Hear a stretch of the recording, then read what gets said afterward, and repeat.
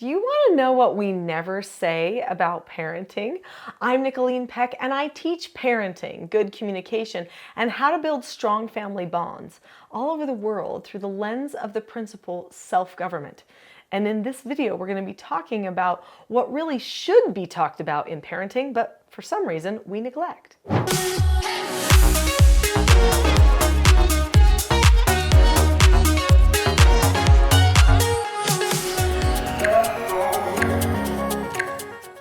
In this video, I'm going to be talking about the one key thing that we never say about parenting and what parents can do when they recognize that one thing.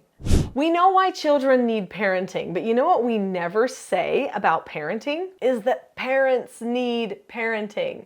I know that sounds weird to say, but it's true. I teach parenting all over the world. My type of parenting is called teaching self-government. It's all about helping parents and children learn self-government principles. And you know what happens to me when I teach? I go to these huge conferences, some of the biggest conferences for parents that the nation and the world has. Parents come to me after I speak and they'll say, Nicholeen, I've been learning your things. I've been reading your books. I've been taking your course, or I just heard you speak and I realized something. That here I want to teach my children self-government. I want them to take responsibility for themselves and improve their relationships. But I need self-government. I need to take responsibility for myself and improve my relationships too. I need parenting. Who's gonna parent me, they say. And as much as they want me to say, I'll parent you, what they really need to understand is there is only one person that can most effectively parent them, and that is themselves. Parents have to parent not only their children, but themselves. And if they don't take the responsibility to parent themselves while parenting their children, then everything with their happiness and with their relationship with their children could fall apart.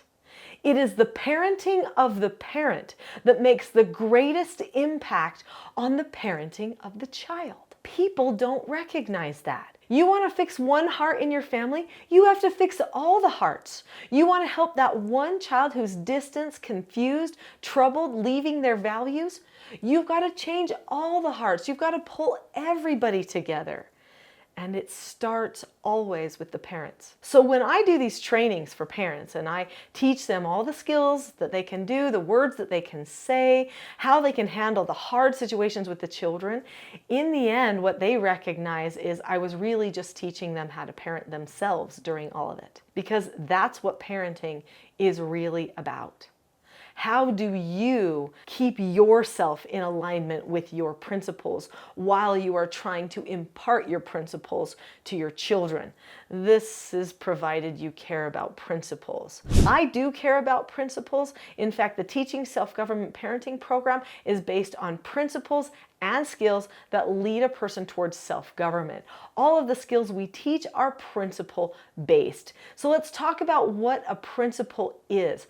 A principle is something that lasts forever, is broadly applicable. It is something that you can hold on to as a vital truth. There are true principles and there are false principles, which means things that are promoted as principle that aren't actually principle. Now, I do have videos on this channel related to understanding principles a little bit more, so make sure that you find those videos if you want a deeper understanding on principles.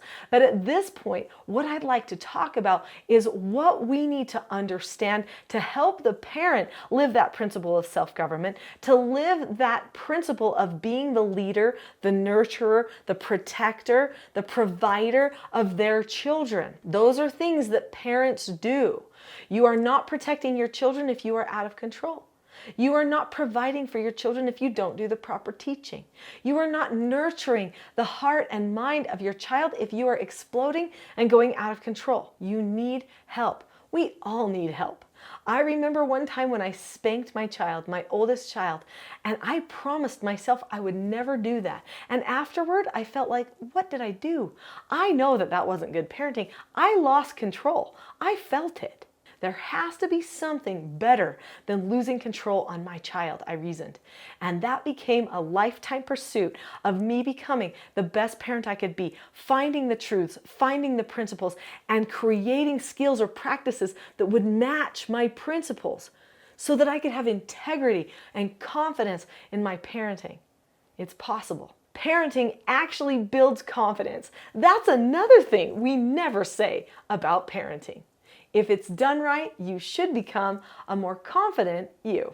We're going to talk about some of the key things that parents gain from parenting, such as confidence, like I just mentioned, but there are more things and things that we can do to improve that parenting. But before we do that, I know parenting can be difficult for you. It can be hard.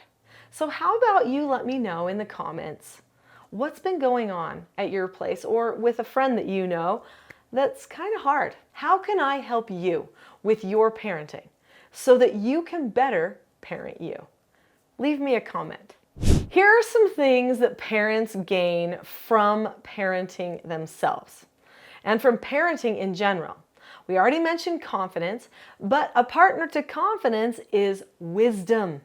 They gain wisdom and understanding. As they improve themselves and parent themselves, they understand their children better.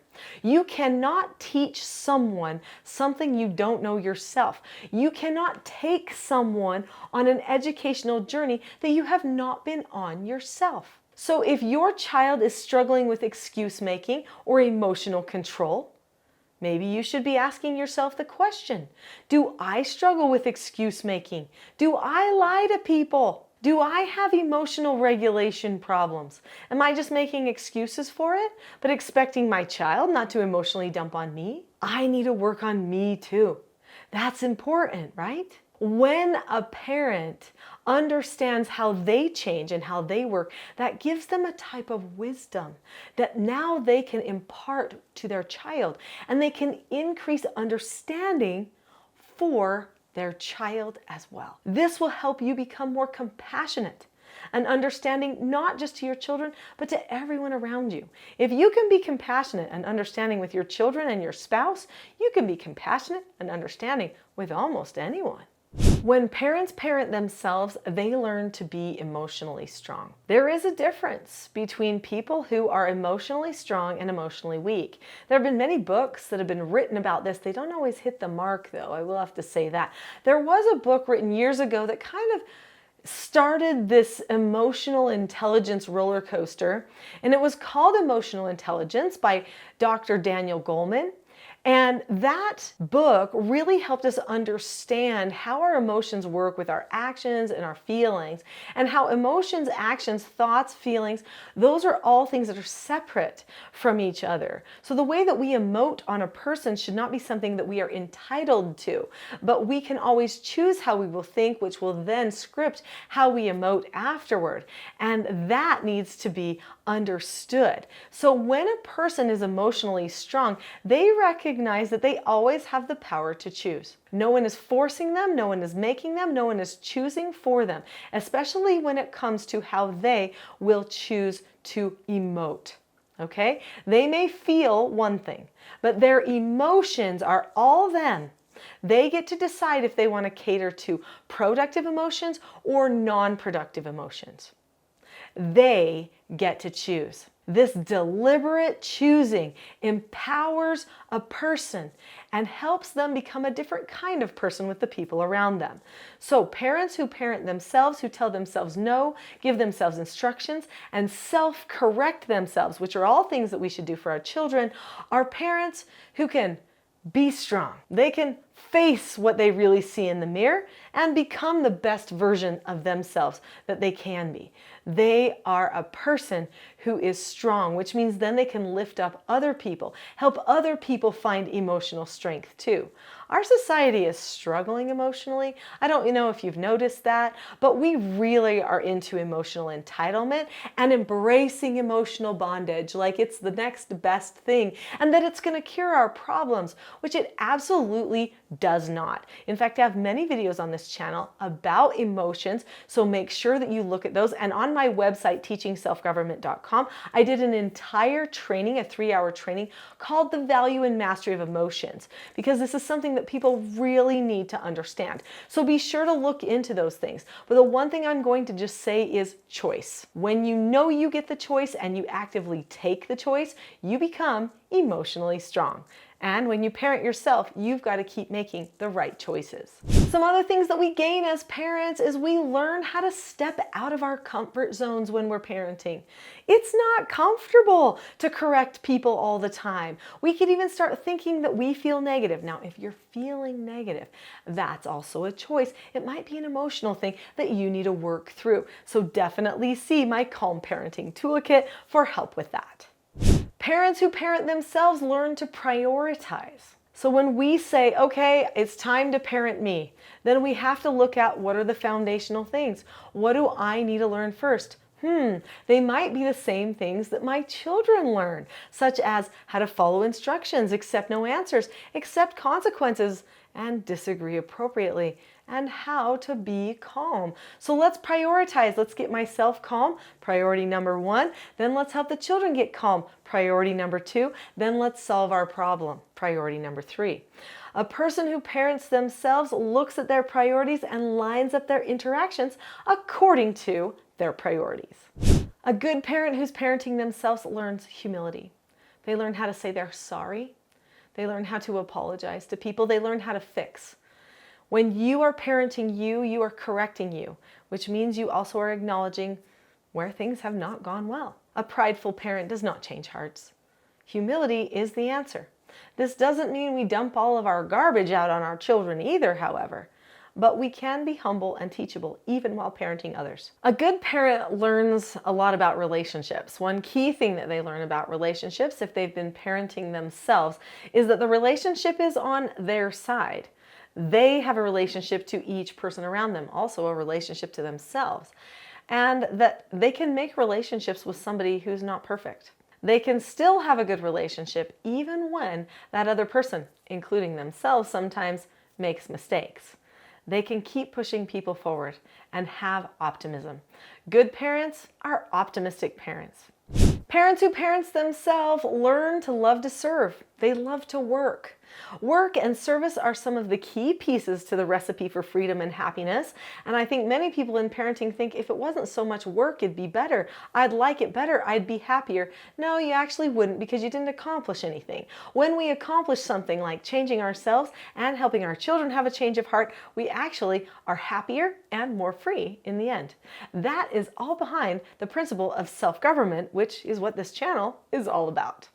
Parents gain identity from parenting. Now, I know that seems a little strange. What, your identity is hooked to parenting? Absolutely. In fact, what a lot of people recognize is how much their children need them, right? Because they're small, they're growing. It takes all these years to get them ready to be an adult and to take care of themselves and other people. But what they don't recognize is how much they need their children. When a parent actively parents their child, bonds to their child, attaches, there is this feeling of belonging that occurs between parent and child that instills deep identity and purpose. A mother who is with her child and attaches with her child more regularly is happier, no matter the stresses of life. It is that relationship that's very symbiotic between parent and child that actually makes life better and helps us take pride and ownership of who we are. Being a parent helps us love ourselves more. Even on the hard days, we know who we are when we've decided to embrace parenting our children and ourselves. People who parent themselves recognize they can't always do it alone, okay? We don't. Who do we go to? We go to our parents, or to that wonderful grandparent, or to that aunt that we really love to learn from. We go to people for help. Parents need support. That's what I'm here for. That's what this whole channel is here for. And I want to give you more support.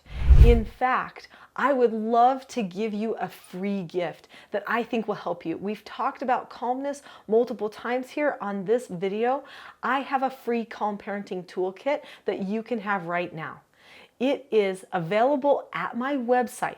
You can access the free Calm Parenting Toolkit by clicking the link below this video that says teachselfgov.com/toolkit. Go to that link right now and get the Calm Parenting Toolkit for free. This will be a great start on your journey to self-government and improving the relationships with your children and yourself.